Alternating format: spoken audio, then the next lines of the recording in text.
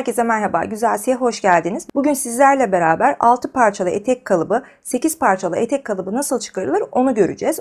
Ben burada daha önce yaptığım bir çalışmayı ilk olarak elime alacağım. Onun üzerinde ölçülerimi nasıl oturttuğumu göstereceğim. Daha sonra da sizlerle beraber kalıbı baştan aşağıya nasıl çıkartacağız onu göreceğiz. Daha önce çıkarttığım kalıbım elimde. Şimdi ölçülerimi hesaplamaya geçiyorum. 38 bedenimi ele alıyorum. Ölçülerimizi yazalım. Ben belimi 69 aldım. Kalçamı 99 aldım. Siz birebir ölçülerinizi kullanabilirsiniz. Benim çıkaracağım kalıp 6 parçalı bir kalıp olacak. Siz bunu 8 parçalı kalıpta da aynı şekilde uygulayacaksınız. Bel ölçümü hesaplamaya geçiyorum. Ben 6 parçalı bir etek yapacağım için ilk olarak ölçülerimi 6'ya böleceğim. Siz 8 parçalı etek yapmak istiyorsanız 8'e de bölebilirsiniz. 69'umu 6'ya böldüm. 11,5'u buldum. Bir de 11,5'u 2'ye bölüyorum. 5,75'i buluyorum. 11,5'u 2'ye bölmemin nedeni benim kalıbımı çıkartırken işlerimi kolaylaştırmak. 5,75 benim bel ölçüm olacak. Burası benim düz boy ipim. Burası da benim bel kısmım olacak. Yani şurası 5,75 olacak. Kalçama geliyorum. Kalçamı 6'ya bölüyorum. 16,5'u buluyorum. Daha sonra yine kalçamı 2'ye bölüyorum. 8,25'i buluyorum. Burada kalıbıma geliyorum. Neydi burası benim? Kalıbımın orta kısmıydı. Düz boy ipimdi. Burada ne yapıyorum? Aşağıya doğru tabii ki kalça düşüklüğümü alıyorum. 20 santim aşağıya 8,25'lik bir çıkış yapacağım. Burası benim popomun oturduğu kısım olacak. Ölçülerimizi hesapladık. Şimdi birebir kalıbımızı uygulamaya geçelim. İlk olarak etek boyumu karşılayacak uzunlukta kağıdımı alıyorum ve bu kağıdımı ortadan ikiye katlıyorum.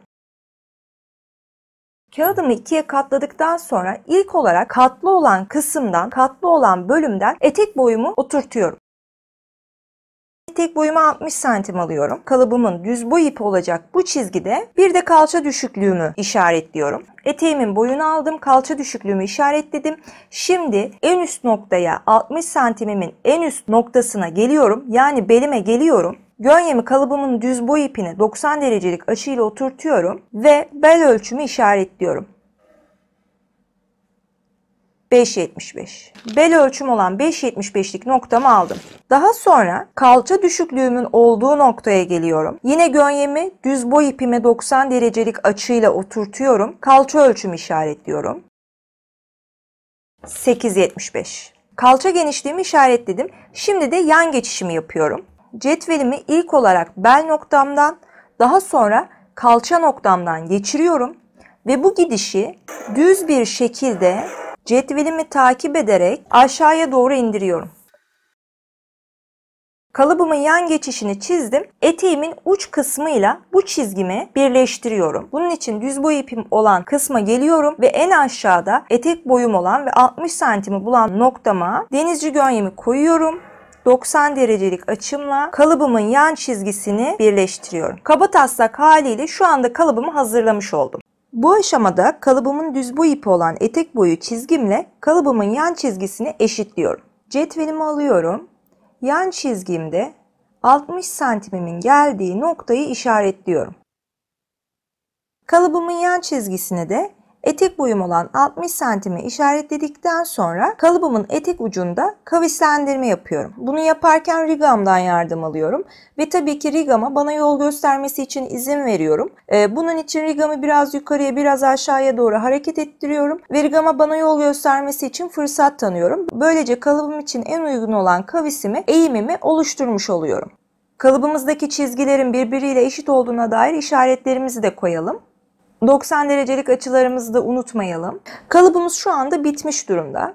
Birazdan ben kalıbımıza dikiş payı da vereceğim ama sizlere söylemek istediğim birkaç şey var. Özellikle 6 parçalı, 8 parçalı eteklerde parçalarınızı mutlaka çift sayılar olarak gitmek zorundasınız. 6, 8 gibi çift parçalı yapmazsanız, parça sayılarınızı çift şekilde götürmezseniz eteğinizdeki dikişleriniz öne ya da arkaya kayma yapabilir ve görüntüde düzensizlik ve problem yaratabilir. Bu eklemelerimizden sonra kalıbımıza dikiş payı vermeye geçebiliriz.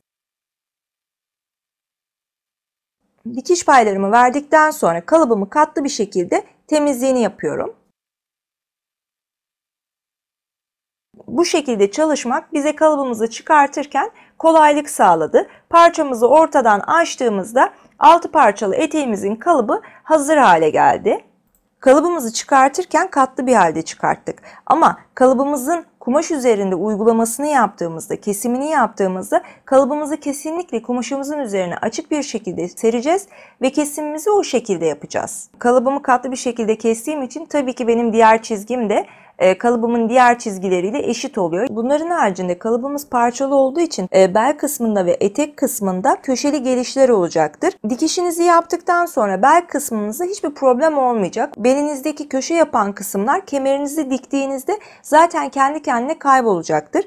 Ama etek ucumuzda gözünüze kötü gelen bir yer olursa da onu da kendiniz regüle edebilirsiniz. Bugün sizlerle beraber 6 parçalı etek kalıbı çıkarttık. Umarım videonuz hoşunuza gitmiştir. Eğer aklınızda bir soru işareti olduysa yorumlardan bana iletebilirsiniz. Bizi izlediğiniz için çok teşekkür ederiz. Sağlıklı, huzurlu, mutlu kalın. Hoşça kalın.